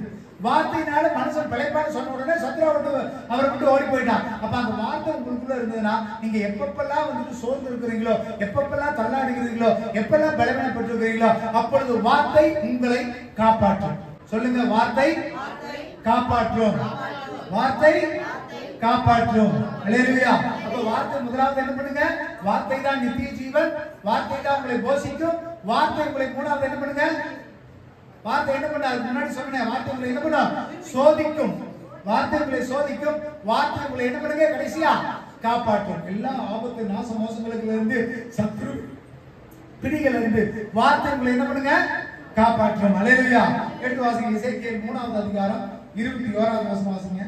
நீதிமான் பாவம் செய்யாதபடிக்கு நீ நீதிமானை எச்சரித்த பின்பு அவன் பாவம் செய்யாவிட்டால் அவன் பிழைக்கவே பிழைப்பான். அவன் எச்சரிக்கப்பட்டான், நீயும் உன் ஆத்மாவை தப்புவித்தாய் என்றார். ஆமென். அல்லேலூயா. இந்த இடத்துல பிழைக்கிறவன் யார் அப்படின்னு சொல்லி ஒரு கேள்வி கேட்டா அந்த இடத்துல சொல்லப்படுகிறது, நீதிமான் தன்னுடைய தப்புகளை விட்டு திருந்தி வந்தானா அவன் பிழைக்கவே பிழைப்பான்ங்கிறார். அல்லேலூயா. அப்ப யாரால தான் பிழைக்க முடியும்? யாரால தான் ஜீவன் பெற முடியும்? நீதிமானால. அப்ப நான் நீதிமானா? இப்படி ஒரு கேள்வி இருக்குது இல்லையா? அப்ப யார் நீதிமான்? நான் நீதிமானா இல்லையான்னு எப்படி தெரிந்து கொள்வது? எசேக்கியேல் வாசிங்க 12வது அதிகாரம் 9வது வசனம் வாசிங்க. என் கட்டளைகளின்படி நடந்து என் கட்டளைகளின்படி நடந்து என் நியாயங்களை கைக்கொண்டு என்னங்க உண்மையாய் இருப்பானாகில் அவனே நீதிமான். இப்ப சொல்லுங்க, யார் நீதிமான்? ஏதோ உண்மையாக கற்பனை கட்டளை கேட்டு நியாயங்களை கைக்கொண்டு யார் இதெல்லாம் பின்பற்றாங்களோ அவன் தான் நீதிமான். அல்லேலூயா. அந்த நீதிமான் தான் என்ன பண்ணுவான்? பிழைப்பான். அல்லேலூயா. இது உங்களுக்கு எளிமையா புரியுற மாதிரி, நான் எப்படி நீதிமான் ஆகுது? நீதிமான் தான் பிழைப்பான்னு சொல்லிட்டாங்க, நீதிமான் தான் ஆவிக்குரிய வாழ்க்கையில உயிர் பெறுவான்னு சொல்லிட்டாங்க. அப்ப நான் நீதிமானான்னு கேள்வி கேட்டுட்டா, யார் கற்பனைகளை கைக்கொண்டு கட்டளைகளை கைக்கொண்டு நியாயங்களின் படி நடக்கிறார்களோ அவர்களே நீதிமான். அந்த நீதிமானை என்ன பண்ணுவான்? பிழைப்பான். அல்லேலூயா. இதெல்லாம் ஈஸியான வழிகள் உங்களுக்கு. நான் எப்படி பிழைக்கிறது, நான் எப்படி உயிர் வாழ்றது, நான் எப்படி நித்திய ஜீவனுக்குள்ள போறதுன்னா இதுதான் வழி. நீதிமான ஆவதே வழி. அந்த நீதிமான ஆவதற்கு இதையெல்லாம் கடைபிடிக்க வேண்டியது அவசியமா இருக்கிறது. அல்லேலூயா. இது எபிரேயர் 10வது அதிகாரம் 38வது வசனம் வாசிங்க. விசுவாசத்தினாலே நீதிமான் பிழைப்பான், பின்வாங்கி போவானானால் அவன் மேல் என் ஆத்துமா பிரியமாய் இராது என்றார். ஆமென். அல்லேலூயா. அப்போ ஒரு நீதிமான் இருக்கிறான். அந்த நீதிமான் யாருன்னா அந்த கற்பனை கட்டளை நியாயங்களை கைக்கொள்கிறவன் நீதிமான். அந்த நீதிமான் பிழைப்பான். அந்த நீதிமான் எப்படி பிழைப்பான்? இந்த வார்த்தையை திரும்ப வாசிங்க. விசுவாசத்தினாலே நீதிமான் பிழைப்பான். அந்த விசுவாசம் எப்படி வரும்? வாசிங்க கீழே ரோமர் 10வது அதிகாரம் 17வது வசனம் வாசிங்க. ஆதலால் விசுவாசம் கேள்வியினாலே வரும். ஆதலால் விசுவாசம் கேள்வியினாலே வரும். கேள்வி தேவனுடைய வசனத்தினாலே வரும். கேள்வி தேவனுடைய வசனத்தினாலே வரும். அல்லேலூயா. இப்ப புரிஞ்சுதுங்களா? எங்கேயோ நம்ம நீதிமான் படிக்கிறோம், அதுக்கு இடையில இத்தனை ரகசியம் ஒளிஞ்சிருக்குது. நீதிமான் தான் ரட்சிக்கப்படுவான், நீதிமானுடைய ஆத்மா தான் தப்பிக்கப்படும். அந்த நீதிமான் எப்பேற்பட்டவனா இருக்கணும்? கற்பனை கட்டளை நியாயங்களை கைக்கொள்ளுகிறவனா இருக்கணும். அந்த கற்பனை கட்டளை நியாயங்களை எதை நமக்கு கற்றுக் கொடுக்குது? ஒரு விசுவாசத்தை கற்றுக் கொடுக்குது. விசுவாசம் எங்கிருந்து வருது? தேவனுடைய வசனத்தினால வருது. கடைசியா சொல்ல முடியாது, விசுவாசம் கேள்வியினால வருது. கேள்வி எதனால வருதுங்க? தேவனுடைய வசனம் வார்த்தையினால வருது. அப்ப எல்லாத்துக்கும் இருக்கிற முதல் புள்ளி என்னங்க? வார்த்தை. அல்லேலூயா. வார்த்தை தான் உங்களை நீதிமானாய் மாற்றும். வார்த்தை தான் உங்களை நித்திய ஜீவனுக்கு அழைத்துக் கொண்டு போகும். வார்த்தை தான் உங்களை காப்பாற்றும். வார்த்தை தான் உங்களை போஷிக்கும். அல்லேலூயா. அப்ப இந்த வார்த்தைங்கிறது சும்மா ஒரு வார்த்தைன்னு நினைச்சிட்டு போயிடும். ஆனா இந்த வார்த்தை தான் வாழ்க்கை. சொல்லுங்க, வார்த்தை தான் வாழ்க்கை. அல்லேலூயா. அப்ப வார்த்தை இல்லாம கிறிஸ்துவுக்கு வாழ்க்கையே கிடையாது. என்ன புரிஞ்சுக்கிட்டீங்களா? அப்ப தேவனுடைய வார்த்தையை கேட்டு தியானிச்சு கிரகிச்சு அதன் மூலம் நடக்கிறதுக்கு வாழ்க்கை தான் நல்லா இருக்குமோ தவிர சும்மா ஏனதான வந்துட்டு போறவங்க வாழ்க்கை செழிப்பா இருப்பாங்க. அல்லேலூயா. அப்ப வார்த்தைக்கு எவ்வளவு முக்கியத்துவம் கொடுத்திருக்கிறார் பாருங்க. எங்க கொண்டு போய் மறைச்சு வச்சிருக்கிறார் பாருங்க. நம்ம நீதிமானா வாழ்ந்துடலாம், நீதிமானா செஞ்சிடலாம் நினைக்கிறோம். வார்த்தை இல்லாம ஒரு நாள் நீதிமானாவே மாற முடியும். அந்த வார்த்தையில உங்களை கண்டிச்சு உணர்த்தும். நீதிமானாய் மாறுவது எப்படி? நம்ம பாவ வழியில போகும்பொழுது வழி இதுவே உங்களை கொண்டு வருது தேவனுடைய வார்த்தை மட்டும்தான். இல்லையா? தேவனுடைய வார்த்தையை அலட்சியம் செஞ்சிடாதீங்க. தேவனுடைய வார்த்தை ஏதோ சொல்லிட்டு போறாங்க, ஏதோ பேசிட்டு போறாங்க விட்டுட்டு போயிடாதீங்க. அந்த வார்த்தை நாளுக்கு நாள் உங்களை பலப்படுத்தும். இல்லையா? உங்களை சத்தியத்துக்குள்ள நடத்தி நீங்க வழி விலகாம உங்களுடைய பரிசுத்தமான வைக்கணும்னா வார்த்தை தான். சத்துரு வந்து ஒரே நிமிஷத்துல தள்ளி விட்டு போயிடுவான். ஏன் அப்பதான் கல்லுகளா மாற்ற முடியாதுன்னா நம்ம நினைச்சிருந்தா மாத்தி சாப்பிட்டுருப்போம். ஆனா ஆண்டவர் சொல்றாரு, தேவனுடைய வார்த்தை காட்டிலும் விளையாடப்பட்ட அப்பம் எதுவும் கிடையாது. இல்லையா? உங்க வாழ்க்கையை நீங்க ஜெயிக்கணும்னா உங்களுக்குள்ள என்ன இருக்கணும்? வார்த்தை இருந்தா வாழ்வு ஜெயிக்கும். அல்லேலூயா. சொல்லுங்க, வார்த்தை இருந்தால் வாழ்க்கை ஜெயிக்கும். அப்ப அந்த வார்த்தையை பற்றிக் கொள்ளுங்கள், அதுதான் உங்களை பலப்படுத்தும். அல்லேலூயா. இப்ப எசேக்கியேல் வாசிங்க 18வது அதிகாரத்துல 19வது வசனம், 21வது வசனம், 22வது வசனம். இதன்படி குமாரன் தகப்பனுடைய அக்கிரமத்தை சுமந்ததில்லையா என்று நீங்கள் கேட்டால், குமாரன் நியாயத்தையும் நீதியையும் செய்து என் கட்டளைகளை கைக்கொண்டு அவைகள் செய்ததினால் அவன் கிடைக்கவே கேட்பான். பாவம் செய்கிற ஆத்மாவே சாகும். குமாரன் தகப்பனுடைய அக்கிரமத்தை சுமப்பதில்லை, தகப்பன் குமாரனுடைய அக்கிரமத்தை சுமப்பதில்லை. நீதிமானுடைய நீதி அவன் மேல்தான் இருக்கும், துன்மார்க்கமுடைய துன்மார்க்கமும் அவன் மேல்தான் இருக்கும். துன்மார்க்கம் தான் செய்த எல்லா பாவங்களையும் விட்டு திரும்பி என் கட்டளைகளையும் கைக்கொண்டு நியாயத்தையும் நீதியையும் செய்வானாயாகி அவன் கிடைக்கவே கிடைப்பான். அவன் சாவதில்லை. அவன் செய்த எல்லா மீறுதல்களும் இணைக்கப்படுவதும் இல்லை. அவன் தான் செய்த நீதியிலே பிழைப்பான். ஆமென். அல்லேலூயா. இப்ப அடுத்து வார்த்தை பிழைக்க செய்யும். சொல்லுங்க, வார்த்தை பிழைக்க செய்யும். வேதாந்தத்துல நிறைய இடத்துல பார்த்திருக்கிறோம். பிள்ளைகளுடைய அக்கிரமத்தை பிதாக்களுடைய அக்கிரமத்தை பிள்ளைகளிடத்துல என்ன பண்ணுவாரா? ஆனா இந்த இடத்துல சொல்லப்படுகிறது பாருங்க, ஒருவேளை அவன் மனம் திரும்பி அவன் அந்த பாவத்தை விட்டு அவன் நீதிமானா வந்தானா அவனுடைய பாவங்கள் ஒன்றும் எண்ணப்படுவதில்லை. அல்லேலூயா. அப்ப அந்த வார்த்தையை கேட்டு நீங்க அதன்படி நடந்தீங்கன்னா அந்த வார்த்தை உங்களை என்ன பண்ணுங்க? பிழைக்க செய்யும். அல்லேலூயா. இப்போ உங்களுக்கு புரியுதா? ஒரு மனுஷன் அப்பத்தினால் மாத்திரமல்ல, தேவனுடைய வாயிலிருந்து வருகிற ஒவ்வொரு வார்த்தையினாலும் பிழைப்பான். அந்த வார்த்தை தான் உங்களை பிழைக்க செய்யும். அல்லேலூயா. பிதாக்களுடைய அக்கிரமத்தை பிள்ளைகள் சுமக்கணுங்கிறது கிடையாது. ஒருவேளை அப்பா பாவம் செஞ்சாருன்னு சொல்லி நீங்க மனம் திரும்பி அந்த வழியை விட்டு விலகி கர்த்தருக்கு ஏற்ற வழியில நீங்க நடந்தீங்கன்னு சொன்னா உங்களை ஆண்டவர் பிழைக்க செய்வார். அல்லேலூயா. உங்க குடும்பங்களை ஆண்டவர் பிழைக்க செய்வார். ஆண்டவர் சொன்ன வார்த்தையின் பிரகாரம் இஸ்ரவேலுக்கு விரோதமாக மந்திரவாதம் இல்ல, பில்லி சூனியம் இல்லைன்னா, எங்க அப்பா காலத்துல பில்லி சூனியம் இருந்துங்க, அவரு கட்டப்பட்டு இருந்திருந்தாருங்க, அவருக்கு பாவம் இருந்துங்க, அது எனக்கு பின்தொடர்ந்துன்னு சொல்லாதீங்க. அந்த பாவத்தை ஜெயிக்க எதால முடியும்? சோதரம். கர்த்தர் உங்களை ஆசீர்வதிப்பார். இப்பதான் நீங்க முடிச்சிருக்கீங்க. வார்த்தை பாவத்தை ஜெயிக்கும். சொல்லுங்க. வார்த்தை பாவத்தை ஜெயிக்கும். நீங்க புடிச்சுக்கிட்டீங்கன்னா வார்த்தைய, உங்க எத்தனையோ பேர் பாவம் செஞ்சுட்டு போறாங்க. உங்களுடைய பிதாக்கள் அக்கிரமத்திலே இருந்துட்டு போறாங்க. விக்கிரகாராதனை பண்ணிட்டுங்க, எத்தனை அக்கிரமத்துல விழுந்தாலும் அந்த பாவம் உங்களை பின்தொடரக்கூடாதுன்னா வார்த்தை உங்களுக்குள்ள இருக்கணும். அந்த வார்த்தையை கேட்டு நடக்கிறவர்களா இருக்கணும். மத்தேயு 4வது அதிகாரம் 4வது வசனத்தை வாசிங்க. அவன் பிரதியுத்தரமாக, மனுஷன் அப்பத்தினாலே மாத்திரமல்ல, தேவனுடைய வாயிலிருந்து புறப்படுகிற ஒவ்வொரு வார்த்தையினாலும் பிழைப்பான் என்று எழுதியிருக்கிறது. ஆமென். ஹல்லேலூயா. அப்ப வார்த்தையாகிய அப்பத்தை நீங்க புசிச்சீங்கன்னு சொன்னீங்கன்னா, இது இந்த அப்பம்னு சொல்லப்படுகிறது. இயேசுவுக்கு பசியும் கிடையாது, தூக்கமும் கிடையாது, பலவீனமும் கிடையாது. அவர் சொன்ன உடனே சாப்பாடை பத்தி பேசுறாருன்னு நினைக்காதீங்க. அவருக்கு சாப்பாடுக்கு சம்பந்தமே கிடையாது. அவர் மனுஷனா இருந்தார், உயிர் வாழ்வதற்கு தேவைதான். ஆனா அவருடைய எண்ணங்கள் சிந்தனைகளா எப்பவுமே உயர்ந்தவைகளா இருந்தது. அவர் போஜனத்தை குறித்து பேசுறது மாம்ச சரீரத்துக்கு தேவையான போஜனம் கிடையாது. ஆவிக்குரிய வாழ்க்கையில ஒரு போஜனம் தேவை. அந்த போஜனம் தான் வார்த்தை. அல்லேலூயா. அப்ப மாம்சத்துக்குரிய வார்த்தையை பத்தி அவர் பேசல, மாம்சத்துக்குரிய காரியத்தை பத்தி பேசல. அவர் பேசின வார்த்தை, அவர் கொடுத்த போஜனம், அது வார்த்தையாக இருந்தது. அல்லேலூயா. வார்த்தையாகிய போஜனத்தை தான் அவர் பேசினார். அல்லேலூயா. நான் போன வாரத்துல பேசும்பொழுது அந்த வார்த்தை எப்படி ஆச்சுன்னு சொன்னாங்க. வார்த்தை மாம்சமாகி ஜீவனாகி இயேசுவாய் வந்தது. அல்லேலூயா. அந்த இயேசுவாகிய அப்பத்தையும் இயேசுவாகிய ரசத்தையும் நீங்க புசிக்கும் பொழுது உங்களுக்கு நித்திய ஜீவன் நம்ம கற்றுக் கொடுத்தோம். ஆமென். அப்ப அதுதாங்க வார்த்தை. அப்ப வார்த்தை தான் என்னங்க? நித்திய ஜீவன். அந்த வார்த்தையை புரிந்து கொள்வதுதான் என்னங்க முக்கியமான காரியமா இருக்கப்படுகிறது. அல்லேலூயா. நீங்க நான் கடந்த வாரத்திலே சொன்னதுனால நான் அந்த வார்த்தைகளை திரும்ப சொல்லல. அந்த வார்த்தை தான் நான் என்னன்னு சொல்லியிருந்தேன், அப்பம்னு சொல்லியிருந்தேன் இல்லைங்களா? ஜீவ அப்பம் நானே. யோவான் 6வது அதிகாரத்துல எடுத்து வாசிங்கன்னா தெரியும். 51வது வசனத்துல இருந்து, வானத்துல இருந்து இறங்கிய ஜீவ அப்பம் நானே. அந்த ஜீவ அப்பத்தை யார் எடுக்கிறாங்களோ அவனை கடைசி நாள்ல நான் எழுப்புவேன், அவனும் நானும் ஒன்றாக இருக்கிறோம்னு சொன்னாரு. அல்லேலூயா. அப்ப அந்த வார்த்தையாகிய அப்பத்தை நீங்கள் புசிக்கிறவர்களா இருக்கணும். அல்லேலூயா. அப்ப முதலாவது வார்த்தை என்னங்க? நித்திய ஜீவன். இரண்டாவது வார்த்தை என்ன பண்ணும்? உங்களைய போஷிக்கும். அந்த போஷிக்கும் உங்களை உயிர்ப்பிக்கும். உங்களை என்ன பண்ணுங்க? காப்பாற்றும். உங்களுக்கு ஜீவனை தரும். உங்களுடைய பாவத்திலிருந்து விலக்கும். வார்த்தை தான் ஆல் இன் ஒன். அல்லேலூயா. அந்த வார்த்தைக்குள்ள எல்லாமே அடங்கி இருக்குது. அந்த வார்த்தையை எடுத்துக்கிட்டீங்கன்னா இரண்டாவது முக்கியமான குறிப்பிட சொல்லும்போது அந்த வார்த்தை உங்களை போஷிக்கும். காரணம் என்ன? மத்தேயு 4வது அதிகாரம் 4வது வசனத்துல சொல்லும் பொழுது, வார்த்தையாகிய மன்னாவால், வார்த்தையாகிய போஜனத்தால் உங்களை ஆண்டவர் போஷிக்க வல்லவராய் இருக்கிறார். அல்லேலூயா. அப்ப வார்த்தை தான் நித்திய ஜீவன், வார்த்தை தான் உங்களை போஷிக்கும். அல்லேலூயா. 3வது எடுத்து வாசிங்க. லூக்கா 7வது அதிகாரம்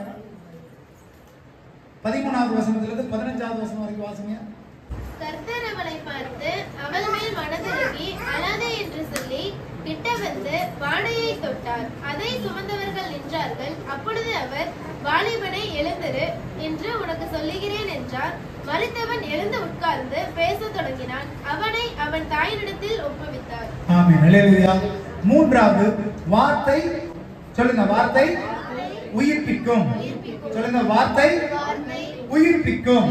ஒரு விதவை இந்த இடத்துல இருக்கிறாங்க. அவங்களுடைய மகன் இறந்து போயிட்டாங்க. வழியில கொண்டு போகும்போது எல்லாரும் பார்த்து அழுகுறாங்க. அப்ப ஆண்டவர் பார்த்து அந்த ஸ்திரீயின் மேல மனதுருகி அந்த மகனை நிறுத்தி பானையை தொடரார். அந்த மகன் எழுந்திருக்கிறார். அல்லேலூயா. அப்ப இயேசுவா உயிர்ப்பிச்சாங்க. புரிஞ்சுக்கிட்டீங்களா? இப்போ வார்த்தை தான் என்னவா மாறுச்சு? மாம்சமாகி இயேசுவாய் வந்தது. அப்ப இந்த இடத்துல அந்த பானையை தொட்டு உயிர்ப்பிச்ச இயேசுக்குள்ள என்ன இருந்தது? வார்த்தை இருந்தது. அந்த வார்த்தை அந்த மகனை என்ன பண்ணுச்சு? அல்லேலூயா. அப்ப வார்த்தை, நீங்க எவ்வளவு பலவீனமா இருந்தாலும் சரி, எவ்வளவு சோர்வா இருந்தாலும் சரி, எவ்வளவு வியாதியா இருந்தாலும் சரி, இயேசுவால மாற்ற முடியாத வியாதி இருந்துச்சா? இயேசுவால கூடாத செயல் ஏதாவது இருந்ததா? இயேசுவால என்னால செய்ய முடியலன்னு சொன்ன அற்புதம் ஏதாவது இருந்ததா? எதுவுமே இல்ல. லாசருவை ஆண்டவர் உயிர்ப்பித்தார்.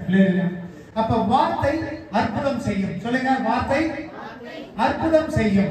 அப்ப உங்க வாழ்க்கையில அற்புதம் செய்யணும்னா உங்களுக்குள்ள என்ன இருக்கணுங்க?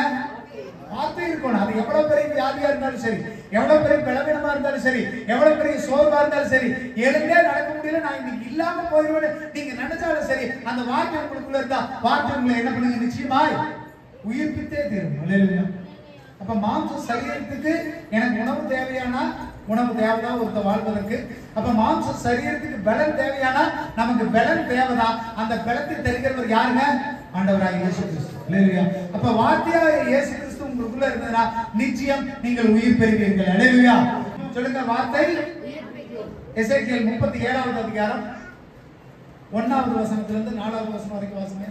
கர்த்தருடைய கை என் மேல் அமர்ந்து கர்த்தர் என்னை ஆவிக்குள்ளாக்கி வெளியே கொண்டு போய் எலும்புகள் நிறைந்த ஒரு பள்ளத்தாக்கின் நடுவில் நிறுத்தி என்னை அவைகளின் அருகே சுற்றி நடக்க பண்ணினார். இதோ பள்ளத்தாக்கின் வெட்ட வெளியிலே அந்த எலும்புகள் மகா திரளாய் கிடந்தது. அவைகள் மிகவும் உலர்ந்ததுமாய் இருந்தது. அவர் என்னை நோக்கி, மனுபுத்திரனே, இந்த எலும்புகள் உயிரடையுமா என்று கேட்டார். அதற்கு நான், கர்த்தராகிய ஆண்டவரே, தேவரீர் அதை அறிவீர் என்றேன்.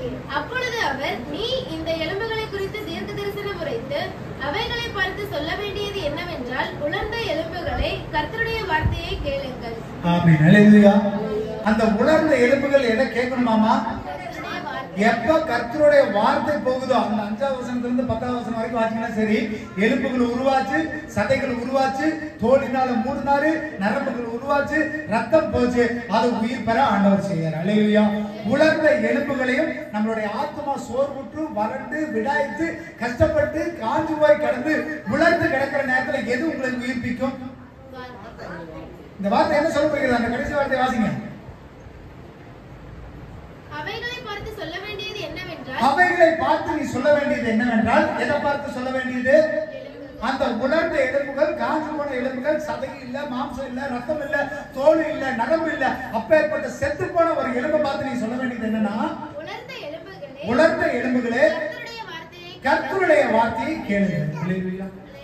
அப்ப நம்மளுடைய ஆத்மா நிறைய நேரத்தில் துவண்டு போயிருது. காசு இல்லைன்னா திடீர்னு கஷ்டப்பட்டுறோம், குடும்பத்துக்குள்ள சண்டைனா கஷ்டப்பட்டுறோம், திடீர்னு யாருக்குள்ளயாவது போற வேலை சரியா நடக்கலைன்னா கஷ்டப்பட்டுறோம், நம்ம சோர்ந்து போயிடுறோம், கஷ்டப்பட்டு வறண்டு போயிடுறோம். இந்த நேரத்துல நம்மளை உயிர்ப்பிப்பது என்னங்க? வார்த்தை. தேவனுடைய வார்த்தை தான் உங்களை என்ன பண்ணணுங்க? உயிர்ப்பிக்க வேண்டும். 11வது வசனம் 12வது வசனம் வாசிங்க. அப்பொழுது அவர் என்னை நோக்கி, மனுபுத்திரனே, இந்த எலும்புகள் இஸ்ரவேல் வம்சத்தார் அனைவருமே. இதோ அவர்கள், எங்கள் எலும்புகள் உலர்ந்து போயிற்று, எங்கள் நம்பிக்கை அற்று போயிற்று, நாங்கள் அறுப்புண்டு போகிறோம் என்கிறார்கள்.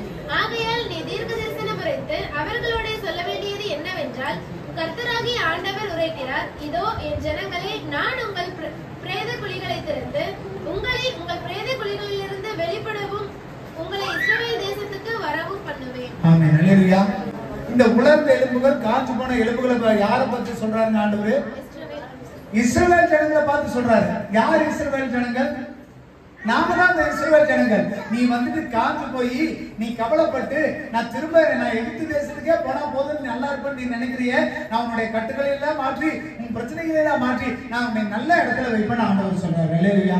இஸ்ரவேல் ஜனங்களாகி நம்மளை பார்த்து சொல்றாரு, நீ சோர்ந்து போகாத, நீ காஞ்சு போகாத, நீ பலனற்றவனா கிடக்குற, உனக்கு சத்துவம் இல்ல, உன்னால ஜெபிக்க முடியல, உன்னால ஆராதிக்க முடியல, சரியா ஆராதிக்க வர முடியல, எப்ப பாரு சதா உன்னுடைய எண்ணங்கள் சிந்தனைகள் எப்படி இருக்குது? பாவத்தையே நிறைந்திருக்கு, பாவத்திலேயே நீ கிடக்குற, நீ சோர்ந்து போய் கிடக்குற, உனக்குள்ள ஜீவன் இல்லைன்னு ஆண்டவர் சொல்றாரு. அல்லேலூயா. அந்த ஜீவனற்ற எலும்புகளை பார்த்து, ஜீவனற்ற என்னை பார்த்து சொல்லுங்க, ஜீவனற்ற என்னை பார்த்து ஆண்டவர் சொல்றாரு, தேவனுடைய வசனத்தை கேள். அல்லேலூயா. வசனத்தை கேளுங்கள். சொல்லுங்க, வார்த்தையை கேளுங்கள். உங்களுடைய உலர்ந்த எலும்புகள் உயிர் பெறணும்னா, உங்களுடைய மாம்சங்கள் சுத்தமாக்கப்படணும்னா, உங்களுடைய நரம்புகள் உருவாகணும்னா, அந்த பாட்டு என்னங்க? அந்த பாட்டு தெரியுமா? பாடுங்க ஒரு வார்த்தை.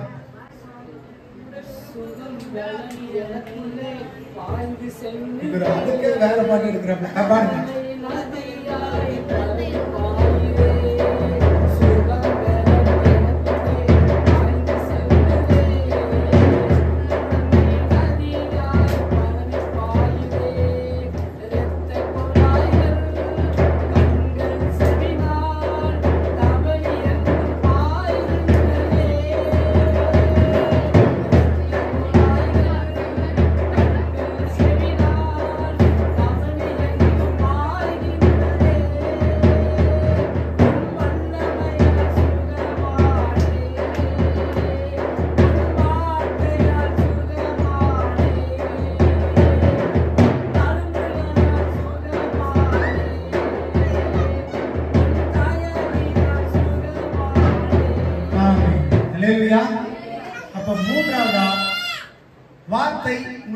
பண்ணுங்க? உயிர்ப்பிக்கும். வார்த்தை என்ன பண்ணும் உங்களைய?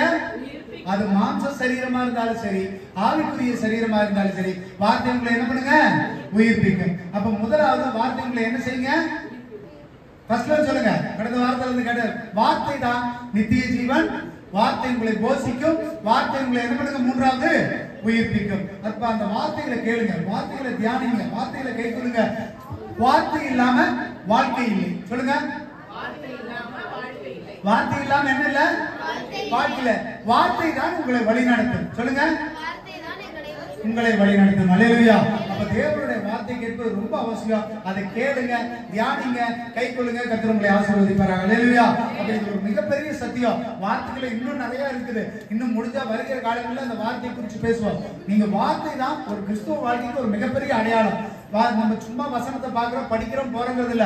அந்த வார்த்தை தான் உங்களை ஒவ்வொரு நாளையும் வாழ வைக்கும். அல்லேலூயா. உணவு எப்படி ஒரு மனுஷனை நடக்க வைக்க பலத்தை கொடுக்குதோ, அப்ப ஆவிக்குரிய மனுஷன் பலப்படுவதற்கும் ஆவிக்குரிய மனுஷன் நித்திய ஜீவனுக்கு போவதற்கும் அந்த வார்த்தை உங்களை அன்றாடம் போஷிக்கணும். சாப்பிடாம இன்னைக்கு சாப்பிடாம இருந்தா நீங்க பலத்தோட இருப்பீங்களா? ஒரு மனுஷனால எவ்வளவு நேரம்? ஒரு சிலரால 1 மணி நேரம் கூட சாப்பிடாம இருக்க முடியாது. வாயில வச்சு எதையாவது சாப்பிட்டுக்கிட்டே இருக்கணும், தின்னுக்கிட்டே இருக்கணும். திங்காம இருந்தோம், ஐயோ என்னடா என்னமோ ஆயிப்போச்சு அப்படின்னு அவங்க நினைச்சிருவாங்க. அப்ப ஒரு வாழ்க்கை எப்படி இருக்கிறாங்க? ஒரு மனுஷன் எதையோ ஒன்று தின்னுக்கிட்டே இருக்கிறான், ஏதோ ஒன்று சாப்பிட்டுக்கிட்டே இருக்கிறான். அழிஞ்சு போற மனுஷன் எத்தனையும் சாப்பிடலாம், விதவிதமா சாப்பிடலாம். ஞாயிற்றுக்கிழமை ஆனா கட்டாயம் என்ன சாப்பிட்டாகணும்? கறி சாப்பிட்டாகணும். இல்லைன்னா ரத்தம் அப்படியே சுண்டி போயிருது, அப்படியே குளிர் அடிக்குதாம அவனுக்கு. அவனுக்கு என்ன திடீர்னு நல்ல ஒரு காரஞ்சாரமா சாப்பிட்டா எப்படி இருக்கு? அப்படியே ரத்தம் பொங்கி உணர்ச்சி வரும் அவனுக்கு. அல்லேலூயா. அப்போ மாம்சம் எவ்வளவு கேட்குது பாருங்க. வெயில் அடிச்சா தண்ணி குடிக்கணும், ஜூஸ் குடிக்கணும், நல்ல வெயில் காலம் ஐஸ்கிரீம் விதவிதமா சாப்பிடணும், பழம் சாப்பிடணும். இத்தனை அறிவு இருக்குதே மாம்சத்தை பாதுகாக்கிறதுக்கு. ஆவிக்குரிய மனுஷனுக்கு எல்லாத்தையும் உள்ளடக்கின ஒரே விஷயம் என்னங்க? வார்த்தையை சாப்பிட்டீங்கன்னா உங்களுக்கு கூல் ட்ரிங்க்ஸ் குடிச்ச மாதிரி, வார்த்தையை சாப்பிட்டீங்கன்னா, வார்த்தையை எடுத்துக்கிட்டீங்கன்னா ஐஸ்கிரீம் சாப்பிட்ட மாதிரி, வார்த்தையை சாப்பிட்டீங்கன்னா விதவிதமான போஜனங்களை சாப்பிட்ட மாதிரி. அல்லேலூயா. அப்ப நீங்க விதவிதமா தேடிலாம் எங்கேயும் போய் ஆவிக்குரிய மனுஷனை பலப்படுத்த வேண்டாம்.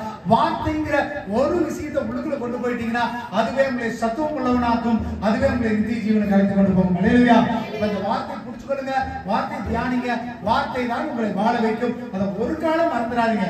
நான் சம்பாதிச்ச என்னுடைய சம்பாத்தியம் என்னை வாழ வச்சதுன்னு சொல்லாதீங்க. அது எதுவுமே உங்களை வாழ வைக்காது. ஒன்னே ஒண்ணுதான் உங்களை வாழ வைக்கும். அது என்ன?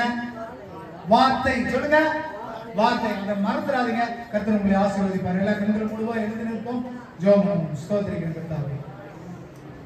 நல்ல தகப்பனே, ஸ்தோத்திரிக்கிறோம், துதிக்கிறோம். ஆசீர்வதிக்கப்பட்டதான் ஆண்டவரே, நல்ல ஓய்வு நாளுக்காக உமக்கு நன்றி அப்பா. உங்களுடைய வார்த்தையை கேட்பதற்கு கர்த்தாவே நாங்கள் இங்கு கூடி வந்திருக்கிறோம்ப்பா. உங்களுடைய வார்த்தை ஆண்டவரே எங்களை பலப்படுத்தட்டும். உங்களுடைய வார்த்தை ஆண்டவரை எங்களை உயிர்ப்பிக்கட்டும். உங்களுடைய வார்த்தை எங்களை போஷிக்கட்டும். உங்களுடைய வார்த்தை ஆண்டவரை எங்களுக்கு நித்திய ஜீவனுக்கு அழைத்து கொண்டு போகட்டும். ஆண்டவரே, எந்த சூழ்நிலையா இருந்தாலும் அந்த வார்த்தையை விட்டு விலகாதபடி கர்த்தர் எங்களை பாதுகாத்துக் கொள்ளுங்க. அதன்படி நடக்க கர்த்தர் கிருபை செய்யுங்க. வந்த பிள்ளைகள் ஒவ்வொருவரையும் ஆசீர்வதிங்க. தேவ சமாதானம், அன்பு, கிருபை, சமாதானம், சந்தோஷம் ஒவ்வொருவர் மேலும் தங்கி இருக்கட்டும். ஆண்டவரே, வீட்டில் இருக்கிற பெரியோர் முதல் சிறியோர் வரைக்கும் தேவ பிரசனம் தாங்கி வழி நடத்திட்டு கர்த்தர் வீட்டை சுற்றி அக்கினி வேலையை நடத்தி பாதுகாத்துக் கொள்ளுங்க. தேவ சமாதானம் ஒவ்வொருவரையும் தாங்கி வழி நடத்திட்டு பாதுகாத்துக் கொள்ளட்டும், தப்பி வைக்கட்டும். இயேசுவின் மூலம் ஜெபிக்கிறோம் நல்ல பிதாவே. ஆமென். அல்லேலூயா. அல்லேலூயா. அல்லேலூயா.